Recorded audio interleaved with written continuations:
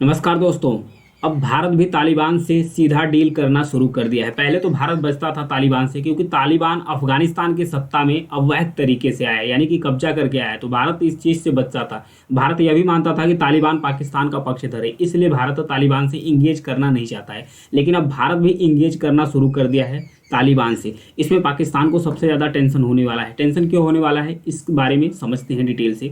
भारत का एक जनप्रतिनिधि काबुल में पहुंचा है, जनप्रतिनिधिमंडल काबुल में पहुंचा है, जो तालिबान के अधिकारी हैं इनसे सीधा डील कर रहा है। उम्मीद यह है कि एक दूतावास, एक वाणिज्यिक दूतावास खोला जा सकता है अफगानिस्तान के कांधार में। और भारत के द्वारा जो चाबहार पोर्ट डेवलप किया जा रहा है ईरान के अंदर, उसका इस्तेमाल सीधा करेगा कौन? अफगानिस्तान। इससे भारत की जो पहुंच होगी सेंट्रल एशिया में, सीधा पहुंच होगी। तो पाकिस्तान के लिए सिरदर्द बन जाएगा। क्यों बन जाएगा? क्योंकि अभी अफगानिस्तान जाने के लिए एक मार्ग था पाकिस्तान, यानी कि इंडिया से अगर लैंड मार्ग से अगर जाया जाएगा तो पाकिस्तान से होकर मतलब कि जाना पड़ता है अफगानिस्तान में। तो पाकिस्तान हमेशा एक बैरिकेड लगाता था, मतलब जाने के लिए बहुत ज़्यादा रिस्ट्रिक्शन लगाता था, कई बार रोक देता था। तो भारत का जो व्यापार है ये अच्छे से नहीं हो पाता था, और भारत के जो सेंट्रल एशिया में पहुँच है वो भी सीमित हो जाती थी, अब जो चाबहार डील हुआ है, और एक जो वाणिज्यिक दूतावास कहाँ खोला जाएगा? कांधार में। कांधार एक शहर है, कहाँ पर? तालिबान के अंदर, अफगानिस्तान के अंदर। तो कांधार, पहले भी भारत के जो वाणिज्यिक दूतावास थे कांधार में थे, काबुल में थे। तो पाकिस्तान इस चीज़ को लगातार आपत्ति करता था कि भारत का जो यहाँ पर वाणिज्यिक दूतावास है कांधार और काबुल में, ये पाकिस्तान के बॉर्डर के करीब है। तो पाकिस्तान का भारत जासूसी करता है, और जो सिक्योरिटी है पाकिस्तान की वो कम्प्रोमाइज़ हो जाती है।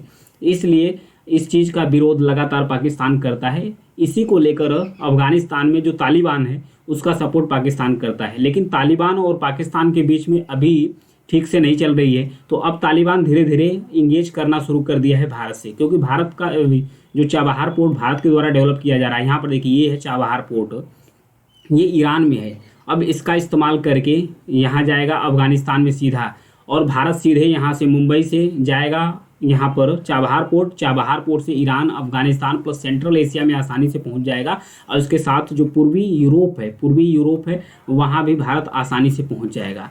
तो भारत की जो व्यापारिक क्षमता है ये बढ़ने की संभावना है, यानी तेज़ी से बढ़ने की संभावना है कि भारत अब पूर्वी यूरोप, सेंट्रल एशिया तक आसानी से व्यापार कर सकता है। भारत की जो इकोनॉमी है अभी तो ग्रो कर रही है, और भी अच्छे से ग्रो कर रही है। तो जो पाकिस्तान का झंझट है ये खत्म हो जाएगा।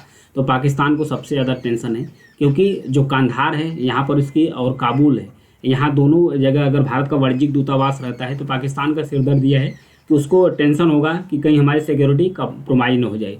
अब वहीं सी पैक के माध्यम से, सी पैक यानी कि चाइना पाकिस्तान इकोनॉमिक कॉरिडोर, सी पैक के माध्यम से एक बंदरगाह डेवलप किया जा रहा है चाइना के द्वारा पाकिस्तान के अंतर्गत, जिसका नाम है ग्वादार बंदरगाह।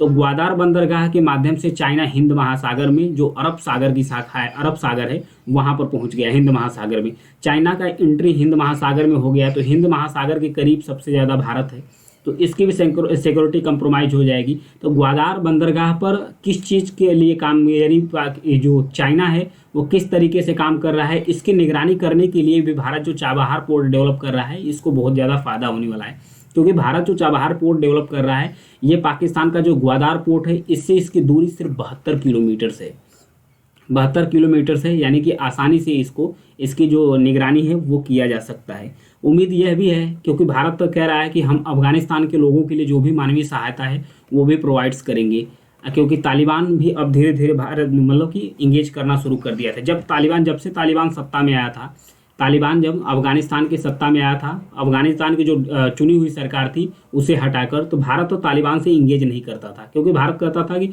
जो तालिबान है वो मतलब कि अवैध रूप से आया है। और दूसरी बात, जो तालिबान है इसकी नज़दीकी पाकिस्तान से हुआ करती थी। जब पाकिस्तान से हुआ करती थी तो भारत इससे इंगेज नहीं करता था। लेकिन अभी तालिबान और पाकिस्तान में बहुत अच्छे संबंध नहीं चल रहा है, इसलिए तालिबान भी अब सोच रहा है कि पाकिस्तान को अवॉइड करके इंगेज किया जाए, अपने व्यापार को बढ़ाया जाए, अपने देश को अच्छे से तरक्की पर लाया जाए।